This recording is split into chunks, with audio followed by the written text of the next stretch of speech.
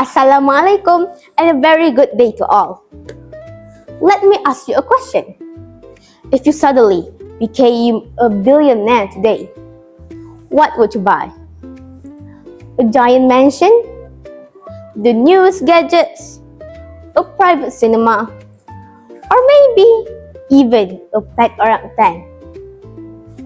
Well, the boy in the book I'm reviewing today has all of these things. Hi, I'm SUMAIYYAH binti FAIZAL. I am from SEKOLAH KEBANGSAAN JENDERAM HILIR, code BBA 9209. The book is called Billionaire Boy, written by David Williams. This funny and heartwarming book has about 288 pages, which I bought it online at bookaccess.com for 35 ringgit. So, here we go. This story is filled with humor, adventure, and meaningful life lessons. Another wonderful part of the book is the illustrations by Tony Ross. His drawings are lively, funny, and full of expressions. The characters often have exaggerated facial expressions that make the story even more entertaining. When you look at the illustration, it feels like the story is jumping right off the page. Now, let me introduce the main character. Joe Spud is 12 years old, but he is not an ordinary boy. He is the richest 12-year-old in the entire country. Joe's father became a billionaire after inventing a very successful product called a Bumfresh toilet paper. Because of this invention, Joe and his father now have more money than they could ever spend. Joe lives in a gigantic mansion. He owns expensive toys, fast cars, and even a pet orangutan.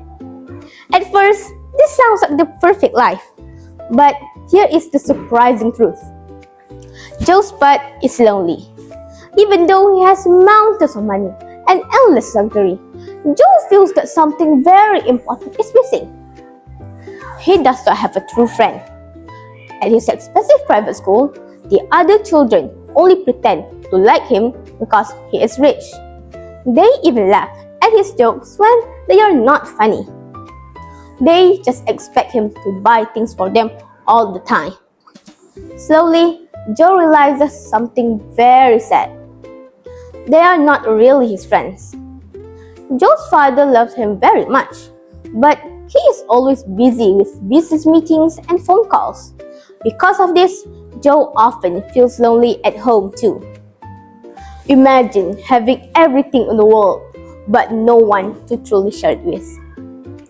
One day, Joe makes a very brave decision. He decides to leave his expensive private school and attend a normal local school. Why? Because he hopes that if nobody knows he is rich, they might treat him like an ordinary boy. At this new school, Joe meets a kind and friendly boy named Bob. Bob becomes Joe's first true friend. Bob does not care about Joe's money. He does not care about expensive clothes or fancy gadgets. Instead, Bob treats Joe with kindness and honesty. They laugh together, share food, and enjoy simple conversations. However, the story also introduces a greedy bully named Grub. Grub only cares about money and power. When he discovers Joe's secret, he tries to take advantage of him. This creates challenges for Joe and Bob, and Joe must learn how to deal with difficult situations. One of the reasons I really enjoyed The Billionaire Boy is because it is extremely funny. The author uses humor in many parts of the story, and some situations are exaggerated and ridiculous. There were many moments that made me laugh out loud. But even though the story is funny, it also teaches an important lesson. The most important message is that money cannot buy happiness. You can have the biggest house, the fastest cars, the most expensive toys in the world. But without love and friendship, life can still feel empty.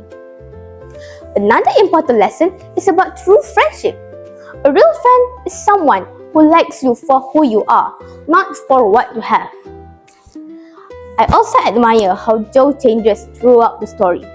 At the beginning, he looks lonely and confused, but by the end, he understands what truly matters in life. He also learns to appreciate simple moments, like sharing lunch with a friend or having someone who truly cares about him. In conclusion, Billionaire Boy is just not a funny story about a very rich boy. It is a story about friendship, kindness, and discovering what truly makes us happy. This book reminds us that the greatest treasure in life is not money, but the people who stand beside us. So, if you ever dream of becoming a billionaire one day, just remember Joe's bad story. Because sometimes the richest people in the world are the ones who have true friends. Thank you.